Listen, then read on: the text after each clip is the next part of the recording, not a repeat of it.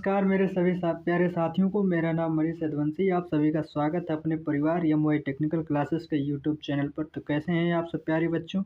एक बार कमेंट में ज़रूर बताएं। उम्मीद करते हैं आप सब बढ़िया होंगे और अपनी पढ़ाई लिखाई बढ़िया से कर रहे होंगे।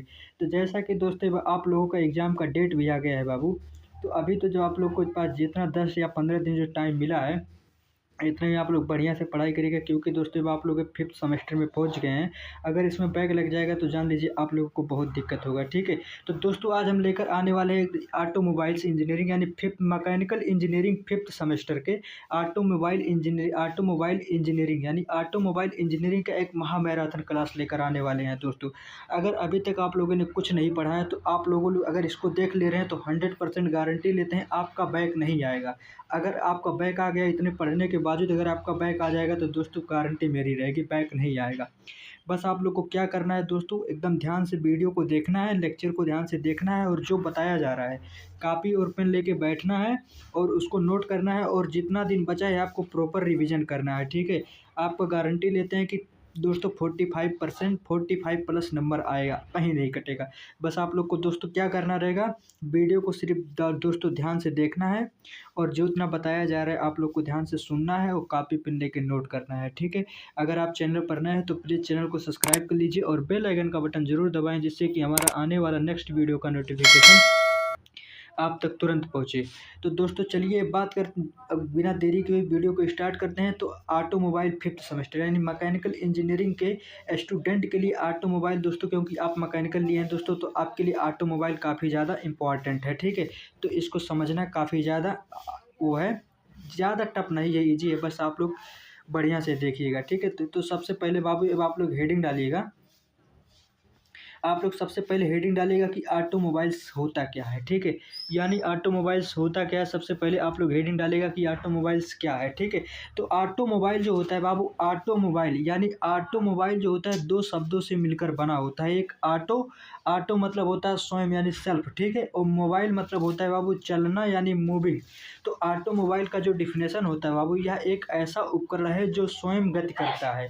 यानी ऑटोमोबाइल का जो डिफिनेशन होता है, यह एक ऐसा उपकरण या डिवाइस है जो स्वयं गति करता है, उसी को हम लोग ऑटोमोबाइल कहते हैं। ठीक है, उम्मीद करते हैं कि ऑटोमोबाइल का डिफिनेशन आपको समझ में आ गया होगा कि ऑटोमोबाइल क्या होता है बाबू। तो ऑटोमोबाइल जो होता है ये दो शब्दों से मिलकर बना होता है। ठीक है, यानी ऑटो प्लस मोबाइल। ठीक है, तो ऑटो का मतलब होता है स्वयं या सेल्फ। ठीक है, यानी ऑटो का मतलब होता है स्वयं या सेल्फ और मोबाइल का मतलब होता है चलना या मूविंग। ठीक है, तो ऑटोमोबाइल दो शब्दों से मिलकर बना है, तो ऑटो प्लस मोबाइल जब दोनों मिला देंगे तो ये बन जाएगा ऑटोमोबाइल। ठीक है, तो ऑटोमोबाइल का जो हमारा डिफिनेशन होता है बाबू, यह एक ऐसा उपकरण है या डिवाइस है जो स्वयं गति करता है, उसी को हम लोग कहते हैं ऑटोमोबाइल। ठीक है, तो ऑटोमोबाइल बाबू दो वर्ड से मिलकर बना है, ऑटो और मोबाइल। तो ऑटो का मतलब होता है स्वयं या सेल्फ। ठीक है, और मोबाइल का मतलब होता है चलना। तो ऑटोमोबाइल का डिफिनेशन होता है यह एक ऐसा उपकरण है जो स्वयं गति करता है, उसी को हम लोग ऑटोमोबाइल कहते हैं। उम्मीद करते हैं इतना आपको समझ में आ गया होगा। चलिए आगे बढ़ते हैं। ठीक है, तो बाबू हम लोग सबसे पहले आप लोग हेडिंग डालिएगा कि सर्वप्रथम जो होता है यानी विश्व में सबसे प्रथम गाड़ी का आविष्कार किसने किया और कहाँ हुआ और किस टाइप का हुआ। ठीक है, तो सबसे पहले आप लोग हेडिंग डालिएगा सर्वप्रथम गाड़ी का आविष्कार। ये दोस्तों आपके एग्जाम में 100% पूछे जाने की संभावना है। तो सबसे पहले बाबू आप लोग हेडिंग डालेगा कि सर्वप्रथम गाड़ी का आविष्कार कहाँ हुआ। ठीक है, तो सबसे पहले बाबू जो गाड़ी का आविष्कार हुआ था 1769 या 1770 में हुआ था। ठीक है, सबसे पहले सर्वप्रथम जो होता है, तो जैसा कि बाबू सबसे पहले जो गाड़ी का सर्वप्रथम आविष्कार हुआ था, सबसे पहले बाबू जो गाड़ी बना था सन 1600 जो था सॉरी सन 1769 से 70 में बना था। ठीक है, सन 1769 से या 1770 में सबसे पहले दोस्तों भाप इंजन से चलने वाला एक गाड़ी का आविष्कार किया था, जो कि फ्रांस के वैज्ञानिक निल्स जेफ्स के द्वारा किया गया था। ठीक है, इस गाड़ी को दोस्तों 3 पहियों के द्वारा चलाया गया था। इस गाड़ी की जो स्पीड थी यानी गति, सबसे पहले इस गाड़ी की जो गति यानी स्पीड थी दोस्तों, ये 3 किलोमीटर पर हावर्स थी। ठीक है, यानी 1 घंटे में 3 किलोमीटर की स्पीड से चलता था। ठीक है, सबसे पहले दोस्तों जो हमारा गाड़ी का आविष्कार हुआ, ये जो होता है भाप इंजन से चलने वाला एक गाड़ी आविष्कार हुआ, जो सन 1769 से 1770 में फ्रांस के वैज्ञानिक जो नील्स जेप्सने के द्वारा किया गया था। ठीक है, इस गाड़ी में दोस्तों 3 पहियों के द्वारा इस गाड़ी को चलाया गया था और इस गाड़ी की जो स्पीड थी बाबू 3 किलोमीटर पर हावर्स थी। ठीक है, इस गाड़ी की स्पीड जो थी 3 किलोमीटर पर हावर्स थी। ठीक है, तो इसका डिफिनेशन देख लेते हैं कि सबसे पहले जो गाड़ी का आविष्कार जो था भाप इंजन से चलने वाला एक गाड़ी का आविष्कार हुआ सन 1769 से 1770 में। ठीक है, जो कि फ्रांस के वैज्ञानिक नील्स जेप्स के द्वारा किया गया था। ठीक है, इस गाड़ी में बाबू 3 पहियों के द्वारा जो था यानी इस गाड़ी को 3 पहियों के द्वारा चलाया गया था और इस गाड़ी की जो मोशन यानी स्पीड थी ये 3 किलोमीटर पर हावर्स थी। ठीक है, यानी इस गाड़ी की स्पीड 3 किलोमीटर पर हावर्स थी। ठीक है, उसके बाद दोस्तों कुछ और वैज्ञानिक आए। ठीक है, इसके बाद सन 1805 ईस्वी में, उसके बाद दोस्तों सन 1805 ईस्वी में इसमें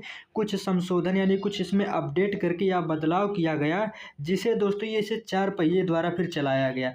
फिर दोस्तों सबसे पहले जो गाड़ी बना था ये फ्रांस के वैज्ञानिक नील्स जोब्स के द्वारा बनाया गया था, सन 1769 या 1770 में बनाया गया था, जो कि 3 पहिए की गाड़ी बनाई गई थी। ठीक है, और इसका गाड़ी की स्पीड जो थी 3 किलोमीटर पर हावर्स थी। उसके बाद दोस्तों 1805 ईस्वी में, ठीक है, उसके बाद 1805 ईस्वी में इस गाड़ी में दोस्तों कुछ संशोधन करके या कुछ अपडेट करके या इसमें कुछ मॉडिफाई किया गया, जिससे दोस्तों इस गाड़ी को 3 पहिए की वजह से 4 पहियों को बना के चलाया गया। ठीक है, उसके बाद बहुत लंबे समय तक दोस्तों बहुत लंबे समय बाद यानी 1885 यानी दोस्तों 80 साल बाद। ठीक है, 80 साल बाद यानी 1885 से 1886 ईस्वी में जर्मनी के वैज्ञानिक जो था डेवलर जो था यानी जर्मनी के वैज्ञानिक डेवलर बेज द्वारा पेट्रोल से चलने वाला एक 4 स्ट्रोक इंजन का आविष्कार किया गया था। ठीक ठीक है, उम्मीद करते हैं इतना आपको समझ में आ गया होगा कि सबसे पहले जो बाबू गाड़ी का सर्वप्रथम आविष्कार हुआ, तो सबसे पहले ये भाप इंजन से चलने वाला एक गाड़ी का आविष्कार हुआ, जो सन 1769 से 1770 में हुआ। ठीक है, वो फ्रांस के वैज्ञानिक नील्स जो होता है जेप्स के द्वारा दोस्तों 3 पहिए की गाड़ी बनाई गई। ठीक है, जो कि दोस्तों उसकी स्पीड थी 3 किलोमीटर पर हावर्स की स्पीड से चल रही थी पहले सर्वप्रथम। उसके बाद दोस्तों उस गाड़ी में दोस्तों 1805 ईस्वी में इसमें दोस्तों कुछ मॉडिफाई किया गया या उसमें कुछ बदलाव किया गया, जिससे दोस्तों उसको 4 पहिए द्वारा चलाया गया। ठीक है, उसके बाद दोस्तों बहुत लंबे समय बाद 1885 से 86 ईस्वी में जर्मनी के वैज्ञानिक जो डेवलर बेज द्वारा पेट्रोल से चलने वाली एक 4 स्ट्रोक इंजन का आविष्कार किया गया। ठीक है, उम्मीद करते हैं इतना आपको समझ में आ गया होगा। तो सबसे पहले आप जो तो दोस्तों एग्जाम में बेसिक बन सकता है कि दोस्तों सबसे पहले दोस्तों आप लोग उम्मीद करते हैं इतना आपको समझ में आ गया होगा। तो चलिए अब आगे बढ़ते हैं। उसके बाद जो है दोस्तों यानी हमारे देश में भी जो था हमारे देश में गाड़ी का विनिर्माण सन 1946 में, यानी दोस्तों हमारे जो भारत देश में सबसे पहले दोस्तों हमारे भारत देश में गाड़ी का निर्माण सन 1946 में जो हिंदुस्तान मोटर्स की एक कंपनी का स्थापना हुआ, जो कि कलकत्ता में हुआ। ठीक है, सबसे दोस्तों हमारे देश में गाड़ी का निर्माण सन 1946 ईस्वी में जो कि हिंदुस्तान मोटर्स की जो एक कंपनी बैठाई गई, जो कि कोलकाता में स्थापित किया गया। ठीक है, हिंदुस्तान मोटर्स, इसका नाम आप लोग जरूर याद कर लीजिएगा। ठीक है, उम्मीद करते हैं इतना आपको समझ में आ गया होगा। चलिए आगे बात करते हैं। अब आगे अपना अगला हेडिंग डालेगा दोस्तों ऑटोमोबाइल्स का वर्गीकरण यानी क्लासिफिकेशन ऑफ ऑटोमोबाइल्स, यानी ऑटोमोबाइल में दोस्तों कौन कौन से कंपोनेंट जो होता है प्रयोग किए जाते हैं। तो सबसे पहले आप लोग हेडिंग डालेगा कि वाहन के प्रयोग के आधार पर, यानी वाहन जो होता है हमारा जो गाड़ी होता है यानी वाहन के प्रयोग के आधार पर दोस्तों सबसे पहले जो होता है जैसे कि दोस्तों स्कूटर हो गया, ठीक है, बाइक हो गया, कार हो गया, ट्रक हो गया, बस हो गया और दोस्तों बाईसाइकिल भी हो गई। ठीक है, यानी वाहनों के आधार पर जो ऑटोमोबाइल का वर्गीकरण किया गया है बाबू, वाहनों के आधार पर। तो जैसे स्कूटर हो गया, बाइक हो गया, ठीक है, या कार हो गया, ट्रक हो गया, बस हो गया, ठीक है, और बाईसाइकिल भी हो गई। ठीक है, उम्मीद करते हैं ये आपको समझ में आ गया। अगर आप लोग दूसरा पॉइंट डालिएगा बाबू कि भार के क्षमता के आधार पर, यानी दूसरा पॉइंट आप लोग ऑटोमोबाइल्स का वर्गीकरण करेंगे। दूसरा पॉइंट कि भार के जो होता है भार की क्षमता के आधार पर। तो दोस्तों सबसे पहले आप लोग हेडिंग डालिएगा हल्की वाहन जो होती हैं, यानी जो हल्की वाहन हमारी होती हैं जैसे बाईसाइकिल हो गया, बाइक हो गया, स्कूटर हो गया। ठीक है, ये सब दोस्तों जो होती हैं हमारे हल्की वाहन होती हैं। और दूसरा माध्यम वाहन जो होती हैं दूसरा पॉइंट माध्यम वाहन जो होती हैं, वाहन जो हमारे हो गए, जैसे कार हो गया, टेम्पू हो गया, ठीक है। जो थ्री व्हील्स जो होते हैं सब जो होते हैं ये माध्यम वाहन आते हैं। उसके बाद जो भारी वाहन होते हैं, तीसरा पॉइंट जो होता है भारी वाहन। भारी वाहन जैसे कि दोस्तों हमारा बस हो गया, ट्रक हो गया, डंपर हो गया, बुलडोजर हो गया, ठीक है। ये सब दोस्तों जो हमारे होते हैं भारी वाहन के अंतर्गत आते हैं। उम्मीद करते हैं इतना आपको समझ में आ गया होगा। तो दोस्तों जैसे कि हम लोग एक बार फिर से रिवीजन कर ले रहे हैं। सबसे पहले हम लोग बात किए हैं कि ऑटोमोबाइल्स। तो क्लासिफिकेशन ऑफ ऑटोमोबाइल्स। तो ऑटोमोबाइल्स का वर्गीकरण दोस्तों सबसे पहले हम लोग वाहन के आधार पर करते हैं। तो वाहन के आधार पर अगर वाहन के आधार पर हम लोग क्लासिफिकेशन ऑटोमोबाइल का करते हैं, तो जैसे हमारा स्कूटर हो गया, ठीक है, बाइक हो गया, कार हो गया, ट्रक हो गया, ट्रैक्टर हो गया, बस हो गया, ट्रक हो गया, बाईसाइकिल हो गया, ठीक है। इतना आपको समझ में आ गया होगा। दूसरा क्लासिफिकेशन जो करते हैं दोस्तों, क्लासिफिकेशन ऑफ ऑटोमोबाइल। तो हम लोग भार जो होता है, भार की क्षमता के आधार पर करते हैं, ठीक है, कि किसकी भार कितना ज़्यादा है। तो जैसे कि हल्की वाहन जो हमारी होती हैं, हल्की वाहन जैसे हमारी बाईसाइकिल हो गई, ठीक है, बाइक हो गया, स्कूटर हो गया दोस्तों, ठीक है। ये सब हमारी हल्की वाहन होती हैं। अगर माध्यम वाहन के बारे में बात करें, तो माध्यम वाहन जो हमारा होता है, जैसे कार हो गया, टेम्पो हो गया, और जितने थ्री व्हील्स होते हैं, ठीक है, वो सब हमारे माध्यम वाहन आते हैं, यानी मीडियम, ठीक है। और अगला थर्ड पॉइंट जो होता है हमारा बाबू भारी वाहन, ठीक है। भारी वाहन जो होती हैं, भारी वाहन हमारा जैसे ट्रक हो गया, ठीक है, ट्रैक्टर हो गया, बस हो गया, ट्रक हो गया, और डंपर हो गया, और बुलडोजर हो गया। जितने बड़े बड़े वाहन होते हैं ये सब हमारे भारी जो होता है ना हैवी वाहन के अंतर्गत आते हैं। उम्मीद करते हैं इतना आपको समझ में आ गया होगा। तो उम्मीद करते हैं बाबू इतना आप लोग को समझ में आ गया होगा। तो चलिए अब आगे बढ़ते हैं। आगे तीसरा दोस्तों जो हमारा इसकी क्लासिफिकेशन करेंगे, यानी क्लासिफिकेशन ऑफ ऑटोमोबाइल। तो इसमें दोस्तों हम लोग प्रयोग की जाने वाली ईंधन के आधार पर करेंगे, ठीक है। यानी जो होता है प्रयोग की जाने वाली ईंधन के आधार पर दोस्तों, तो सबसे पहले हम लोग करेंगे जैसे पेट्रोल इंजन हो गया, ठीक है। जैसे कि दोस्तों पेट्रोल इंजन वाहन हो गया, ठीक है। जो हम लोग दोस्तों प्रयोग की जाने वाली ईंधन के आधार पर अगर हम लोग क्लासिफिकेशन करेंगे, तो फर्स्ट हमारा जो होता है पेट्रोल इंजन हो गया, ठीक है। पेट्रोल इंजन जो होता है वाहन हो गया, ठीक है। और डीजल इंजन हो गया बाबू, सीएनजी जी तो डीजल वाहन हो गया, ठीक है। और एलपीजी ईंधन वाहन हो गया, ठीक है। उम्मीद करते हैं ये भी आपको समझ में आ गया होगा कि वाहन में प्रयोग की जाने वाली ईंधन के आधार पर, तो जैसे हमारा पेट्रोल इंजन वाहन हो गया, ठीक है, डीजल इंजन वाला वाहन हो गया, और सीएनजी इंजन वाला वाहन हो गया, और एलपीजी जो होता है गैस वाला इंजन वाहन हो गया, ठीक है। उसके बाद चौथा जो हम लोग करेंगे दोस्तों, वाहन का जो होता है मॉडल्स के आधार पर।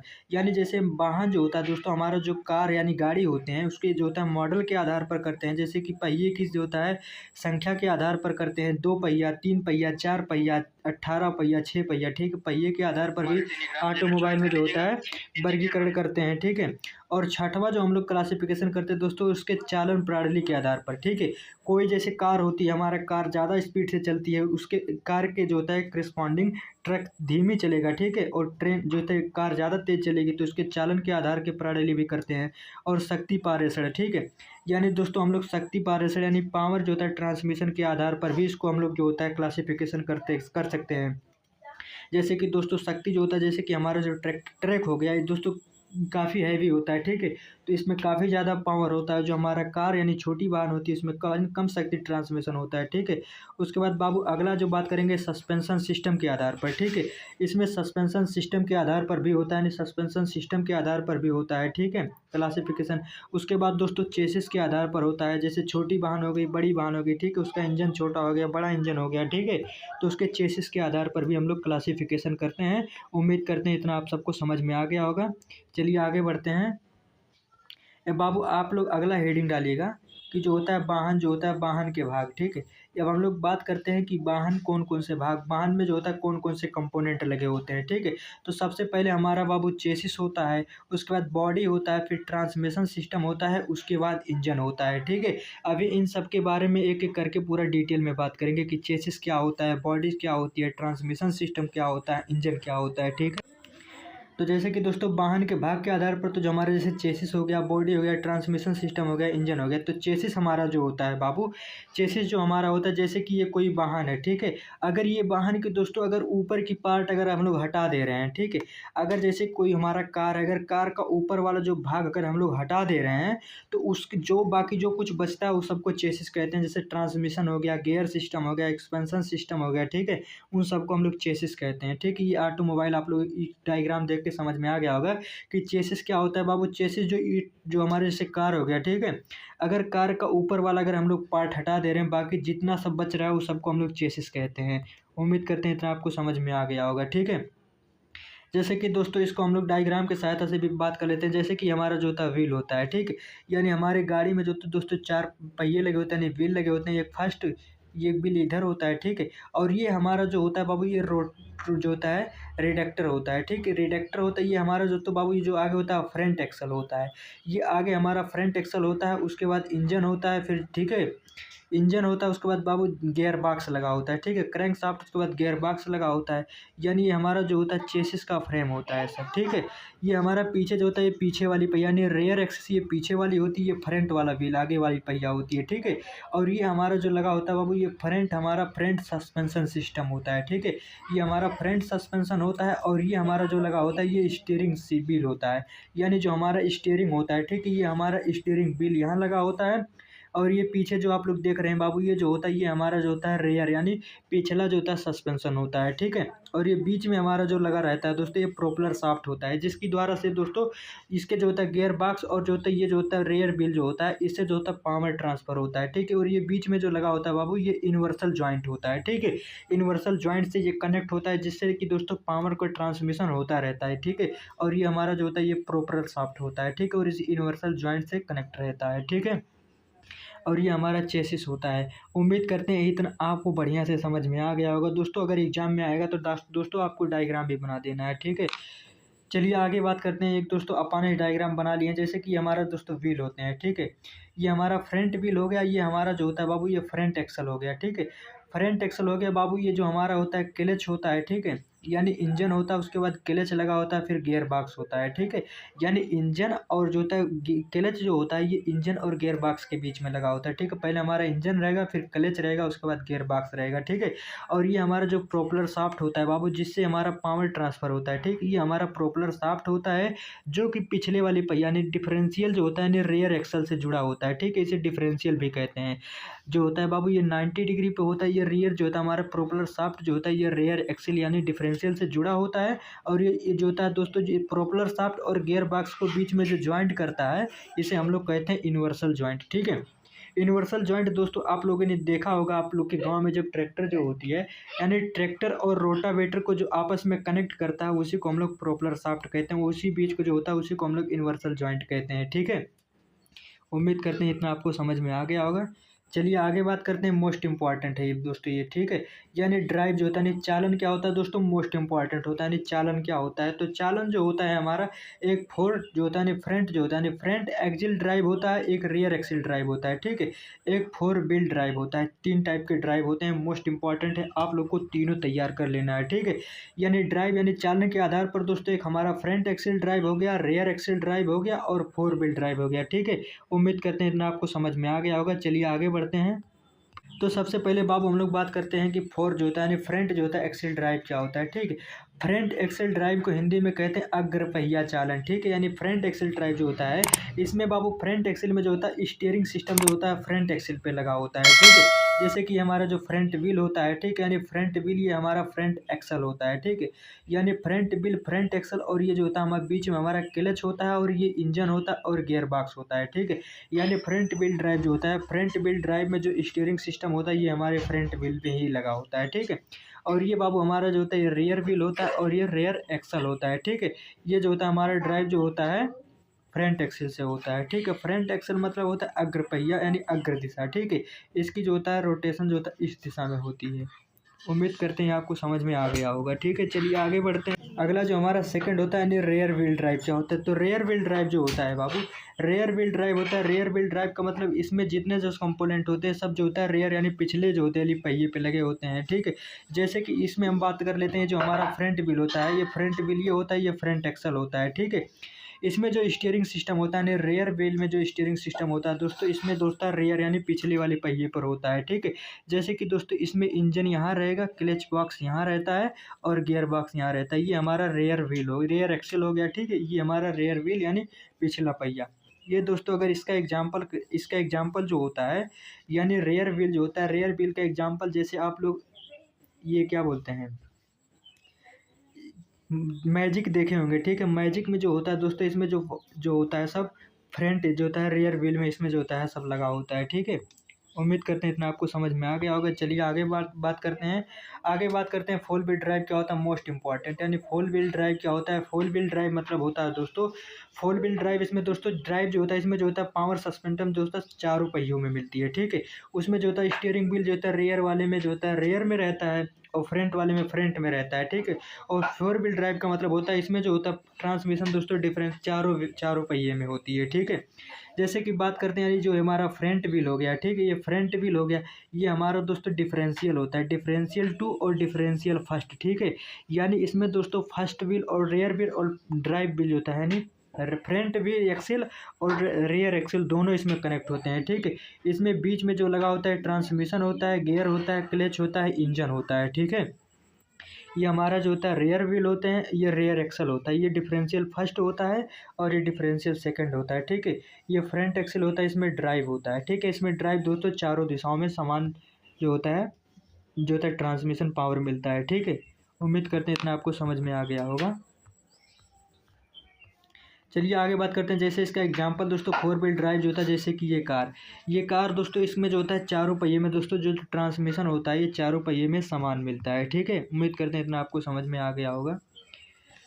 जैसे कि दोस्तों एक इसका फिगर देख ले रहे हैं, फोर व्हील ड्राइव। जो फोर व्हील ड्राइव होता है, जैसे कि हमारा जो रेयर एक्सल होता है, ये हमारा जो था फ्रंट एक्सल होता है, ठीक है। इसमें एक डिफरेंशियल हमारा यहाँ लगा होता है और एक डिफरेंशियल यहाँ लगा होता है, ठीक है।